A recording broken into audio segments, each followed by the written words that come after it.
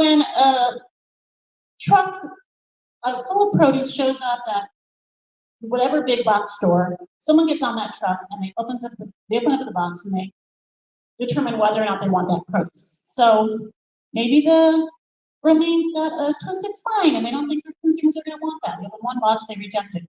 Or they open a box and they see 3 tomatoes on a vine, but really they like 5 tomatoes on the vine. So they just reject that whole thing. Typically, the truck driver has no incentive to do anything other than just go dump that produce. So we created a program with our partners at Cascadia Produce who said, bring it to us. Whatever someone doesn't want, bring it to us. We will warehouse it in what they call the Lettuce Help Center, LETTUSE, Lettuce Help Center. And then we established the Good Food Exchange where food manufacturers, restaurants, food security organizations could come and get that produce either a deeply discounted price or for free. And in 7 months, I'm going to run a very short video here in a second. In 7 months, we have, I think, diverted over 2 million pounds of food from the landfill. And this is a small, I know, it's a small pilot project. So I know, it's huge. Yeah, I'm not going to lie, it's huge. The next slide should be the video. See if you can run that.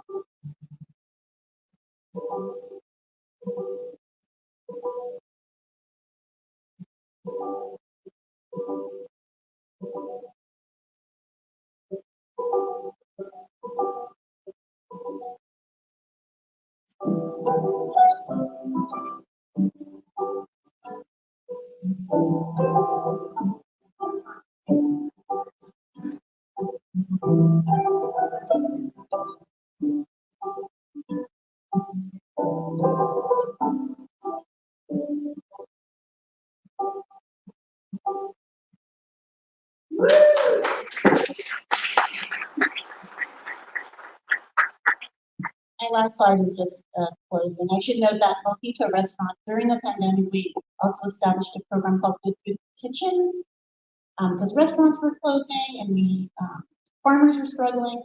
So we created a program that initially gave free produce to a lot of our restaurants who were serving as community kitchens. And then we turned it into a program with a lot of rescue, American Rescue Plan money. And eventually got to where we were supporting over 50 independent restaurants and caterers, funding them to create nutritious, culturally relevant meals, and we were serving about 12,000 meals a month for quite a long time. Now, a lot of that money has dried up. The program still exists. It's much smaller, but solutions like that connect the dots and say, how do you help restaurants keep their doors open? How do you help them keep people employed so that they don't need to go on food assistance while supporting local farmers and feeding folks who are food insecure? Is the kind of solution that I think we need to have in an evergreen sort of way, because there will be more disruptions. And I think that's it. Thank you so much for the opportunity to speak to y'all.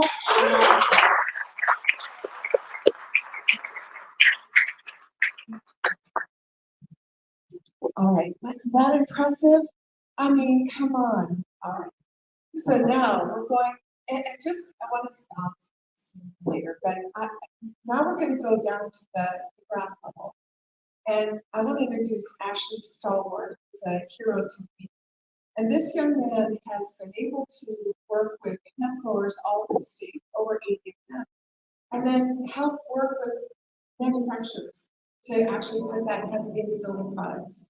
Unbelievable. So without further ado, Ashley Stallworth.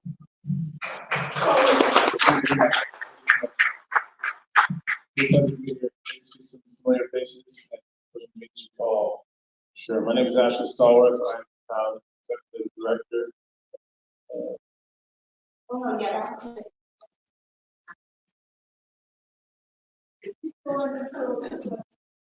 There we go. All right. Yes. So my name is Ashley Stallworth, executive director for the Minority Hemp Builders Association. I get to be the bearer of good news. It's been a really good theme for us for the last couple of years. We formed in 2020 when we realized there's no equity in agriculture and in manufacturing for people of color. Some staggering numbers I'm sure many of you are familiar with, but something we're very scary. People of color make up 0.08% of participants in agriculture. I won't even get into manufacturing. But with the support of WSMA and Evergreen Visiting, they took what once everybody thought was really hippy dippy and realized it's going to be an industry, right? That's going to be around sustainability, and as Lisa shared earlier, dividends that are going to continue to bring a lot of profit, especially from a state that is number 1 through number 5 in many different areas throughout the economy. So who we are, right? The MHBA, go by throughout the nation. But we support and advocate for hemp line building professionals, projects, environmentalists, Washington farmers, clean materials inclusive, right? We help promote innovation. We help promote possibility for being able to create new green products within the state that have high decarbonization goals, right? Most of the products are actually carbon zero, right? Carbon negative. And so by facilitating the establishment and stabilization of this industry, we think that this is going to bring a lot of good for Washingtonians, right? And a lot of inclusion, right? Which is the predominant goal of this, right? So by doing this, for instance, right, we get a lot of calls from people who are like, hey, I kind of get it. Right? Entrepreneurs are like, I've got this great product idea that we can now service and provide a solution for these types of communities, right? Or we'll get people who are like, hey, I heard that build this material to create a sustainable home, right? That's fireproof, mold resistant, all these positive things. If we align them with general contractors, architects, landscapers, right? People who do the work, right? To help bring our housing market back, right? Because I'll get into that in a minute. That's an area that I think almost every single area in the state can understand if we have a serious challenge. So our project, in that vein, it was a perfect marriage, right? Like I said, we came out, nobody thought we were real, right? And Evergreen Business, WSMA said, hey, we have this really cool project, right? We want to be able to support you to continue to train folks, provide technical assistance, right? And do member outreach, right? Our member outreach has gone up by 1,000% each year, right? From people within our state and also people outside of our state because they see us as a beacon of light, right? Washington does really cool things here, right? We tend to lead in a lot of different areas, right? So by providing all of those things, right, we go with the lens, right? Talk about social and racial equity, building capacity, community engagement, right? Getting feedback so we know what communities they actually want. And it's not just a top-down, right? We actually work with people baseline so we know what their needs are so that it can be realized and then actualized, right? So and adaptability, right? COVID showed us that things can change, right? We become way more focused on our health. We become way more focused on people that we interact with. We become way more focused on the relationships that we're building. Hence all of us being in this room this morning, sharing our time, right? So our target groups are the micro businesses and entrepreneurs across Washington State, and it's vast, right? I love taking that drive, especially going from Seattle all the way to Spokane. You see just the diversity in the state, right? You don't see, right? Maybe like 3 other places in the world. Right? We have people that come here all year round. They want to be here. Right? So our focus there is clean materials, decarbonization, energy, regenerative agriculture, construction, farming, and new trades for the new green economy. Right? We know that workforce development and change management is happening right now. Right? Basically, all the new jobs in the green economy, right, take people from other sectors. Right? There's now upward mobility for folks who have been stuck in jobs for years, for decades. Right? COVID shows that. Right? We can now, actually do something different. So, being the bearer of good news, I wanted to share. Right? Has anybody here ever heard of industrial hemp by hands? All right. All right. So, industrial hemp is related to the cannabis. Let me tell you, you do not smoke this. This is not marijuana. Right? This is something that I definitely want for farmers, companies, and a lot of agencies, especially on the farm side, know that they are two separate things. Right? One is focused on building industrial applications. Right? Replacements for plastics, right? New soil amendments, building materials. Right? So this right here, my friends, is huge. We lobbied internationally and through the state, and we got the new IRC approved, right?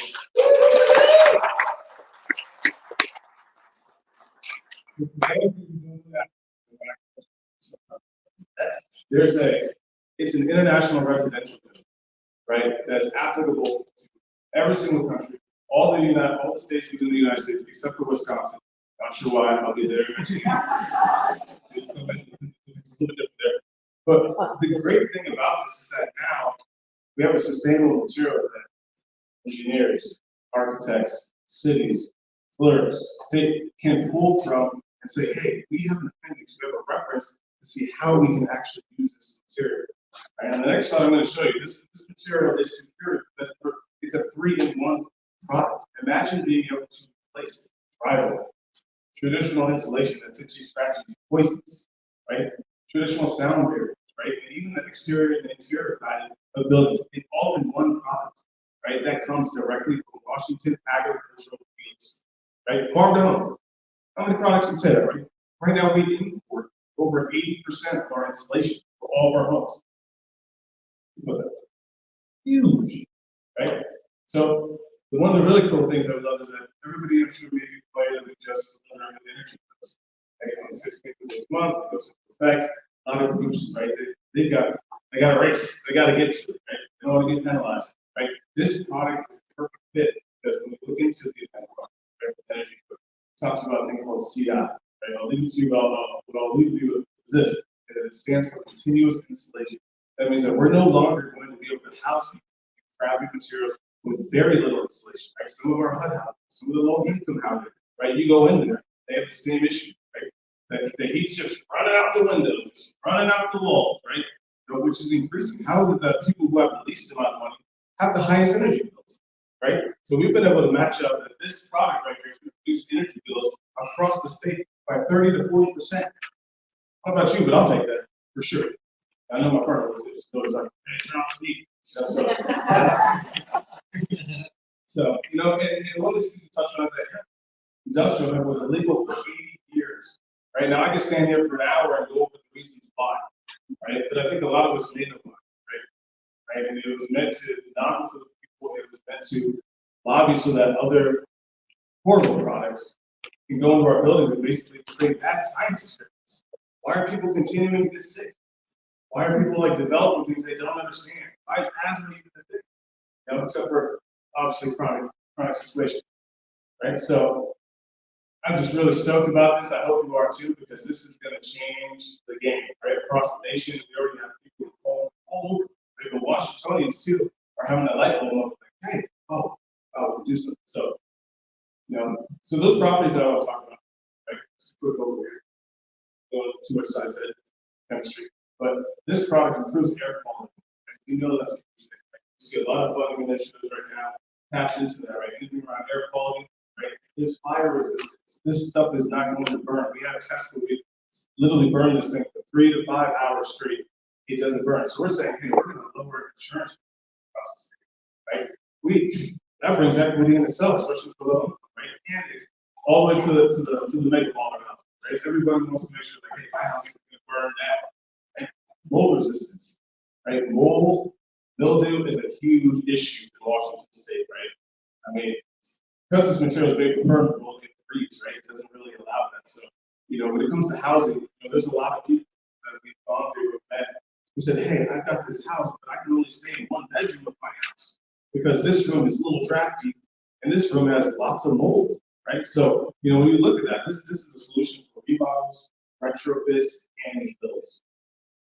And improved energy efficiency. That 30–40% saving is going to be a huge thing. I think multiple agencies to tap in, support this, advocate, help us integrate this into more houses across Washington. So here's our opportunity here, right here, Washingtonians, right? Aside from still trying to find Sasquatch, right? You know, one, we talked to Uncle Jay, we call him Uncle Jay Jennings, right? And you know, he notified us 2 years ago with Washington State University that we need 1 million homes to be built over the next 18 years, right? That's a real thing, right? With Washington being number 1, number 3 in tech, 5 in export for agricultural goods. I could keep going. We are in the top 1 to 5 for so many things. But you know what? We are dead last in building homes for our fellow Washingtonians. It's crazy that, right? How do we make so much money here and we have no homes for anybody, right? We just see, right, the cost of living keeps going up, right? Which means we're paying more for less. Are we going to accept that? I hope not. I hope not. So that's why we're working hard to do the things that we're trying to do, right? And by doing this, this is going to create new jobs, new trades, that upward mobility, right? Get people out of just working in fast food restaurants, right? Get people out of working just in Amazon warehouses. Get people working out of doing different things where you're like, hey, I can learn skills for trade and build back my community better, right? So, you know, processing manufacturing, like I said, right here in our own state, right? We're being able to have process co-ops, innovation hubs, right, is really going to allow us to skyrocket, right? It's a competitive market out there, right? We want to make sure that Washington is competitive, especially for the smallest businesses all the way to the largest businesses. But we know, much like the trails that were blazed here in Washington, it started with individuals. It started with small businesses, and then they became big, right? So let us not lose focus. So just to give an example, news outlets like BBC, Apple News, you know, Washington Post, do a Google, right, around headline building materials, and your eyes are gonna open. This is already happening, right? They've been building in the old world, Europe, for hundreds of years, right? France, Australia, Asia. This stuff is in the Great Walls. You know, you go to Greece. This stuff is in the mortar mix. There's a reason why their structures are still standing over hundreds and thousands of years. And meanwhile, we built housing divisions here, you know, 40 years ago that are dilapidated that may have to get torn down. Let's get away from it. Right? So overcoming stigma. I know I asked you at the beginning if anybody knew what industrial hemp was, right? It is not marijuana. Let me repeat, it is not marijuana, right? No, I'm not meeting up with you after this. So it's just the truth, right? This is a huge thing, you know, going to talk to architects, policymakers, right?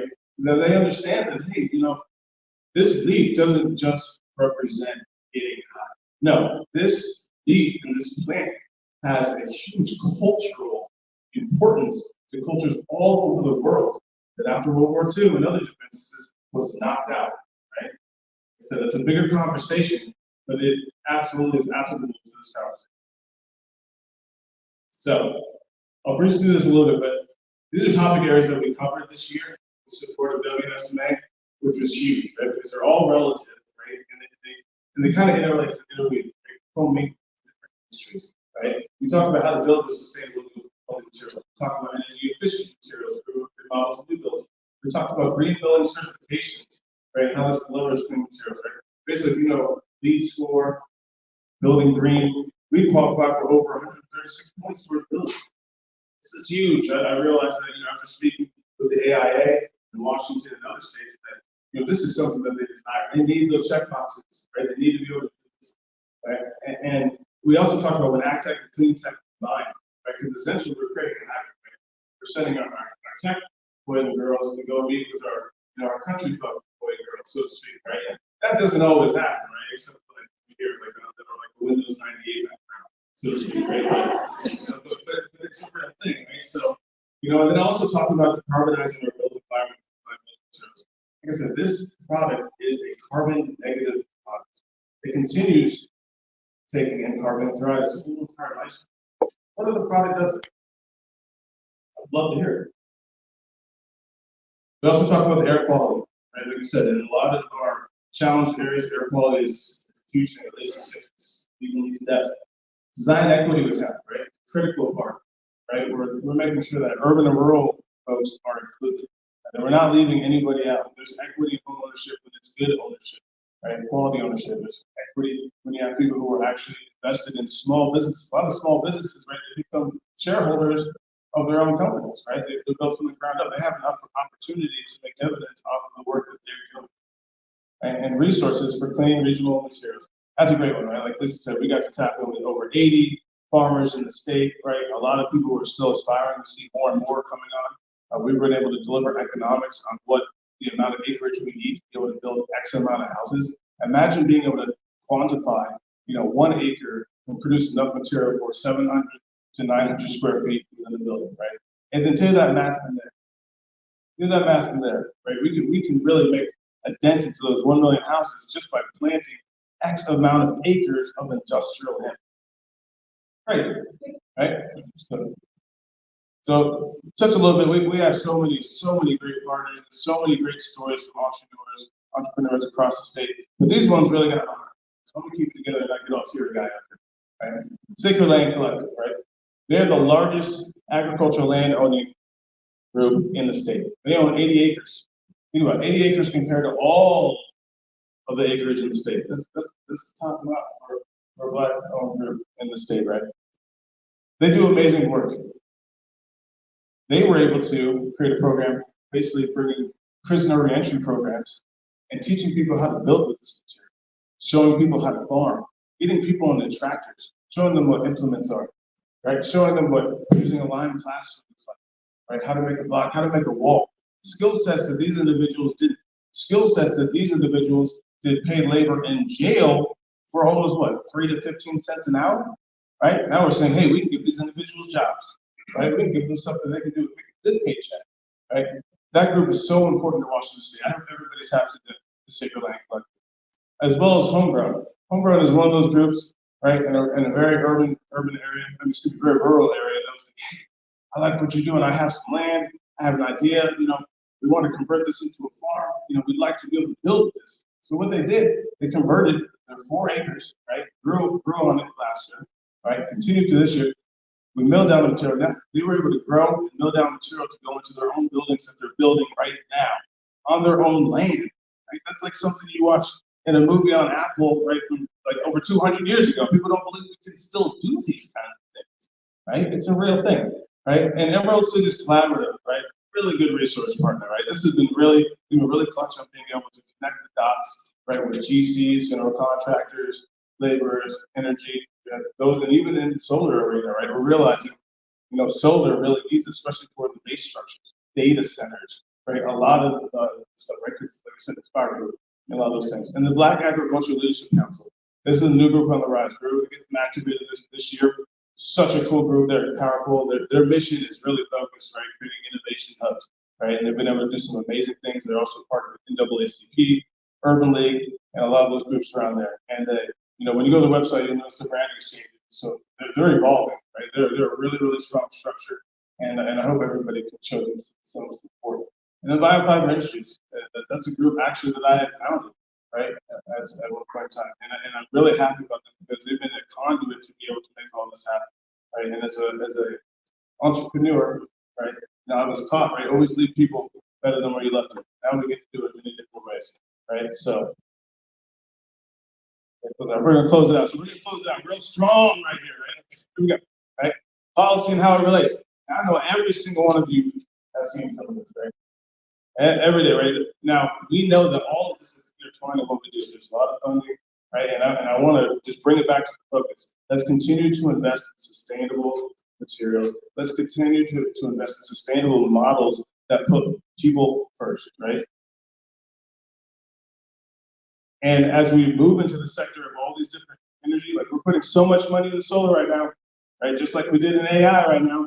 Let's not forget that the structures that we're putting all of these photovoltaic and other types of cool energy innovation on, the buildings need to be taken care of first.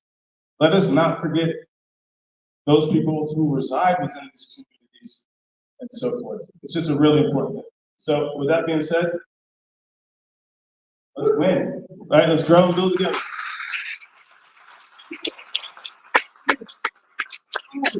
We are at the near end of this program, and I just want to say, let's just give them all a round of applause.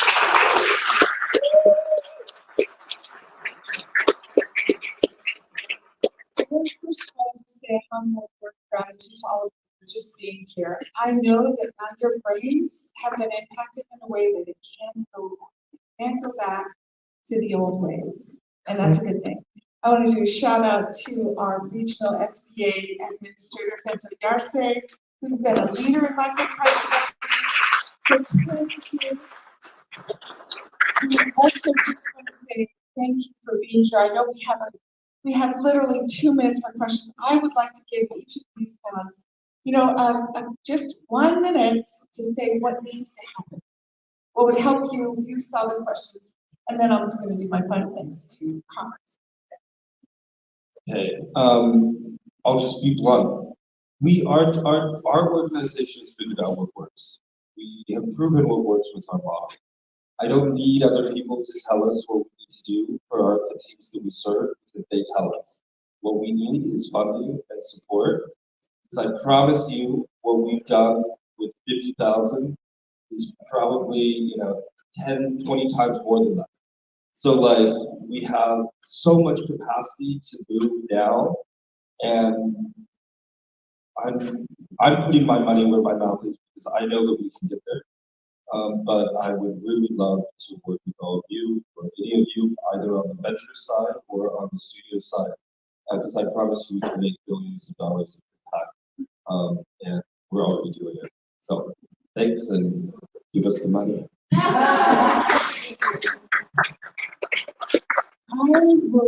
I will echo funding is essential, and not having funding that supports businesses who want to have a circular and sustainable business model as an afterthought. It needs to be embedded into it, and money needs to be there for it. And on that note, you have the Climate Commitment Act up there. That is on the ballot in November to be rolled back, and a lot of funding that should be coming to the program, and you heard me talk about it and others here, is being put on hold until November. So it's really critical that people please pay attention and vote in November. Absolutely. Was that vote no on 211? It's 2111. I think so. Don't quote me, but yes. Yeah. Super close attention, right? Affects the bottom line. So, the one ask, or actually 2 asks, right? Let's make a focused economic delivery so that we can create innovation hubs and more technical schools to integrate this material and get a workforce out there that can support those 1 million homes that need to be built in the next 18 years. I think if we do that with the largest generation that's coming up that we've ever seen, we can have such success in Washington State. Okay. Oh, First of all, I want to say thank you to WEDA, Washington Economic Development Association, for inviting us to host this pre-conference. I want to say thank you to Jim Hagar for hosting, and then also Department of Commerce, without whom WSMA wouldn't have the funding to have reviewers who approve projects like this. And indeed, we also were able to fund the Virtue Lab, Rain Catalyst, Simba. I mean, amazing leaders in the state that are doing incredible work. So Zero Waste Washington and the rest. If you want to know more about us, go to Evergreen Bisley. Google it right now. Do a search. I have a woman of color in Moses Lake who's a farmer. She needs a microloan and she's a veteran. You put that in there and submit, it will come up with 1 or 2 or 5 or 8 of the 120 partners. Get these folks on that platform. It's there for you to use. Thank you, Humphrey. Have a great day.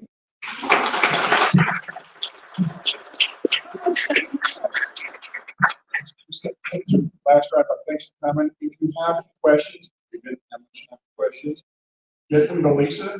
She will get them to them. If you guys around the rest of the day, or you guys can do that. Okay, so if they're around a little bit longer, you can grab them, questions, grab them. Otherwise, grab Lisa and she'll get questions too. Thanks. Thank you.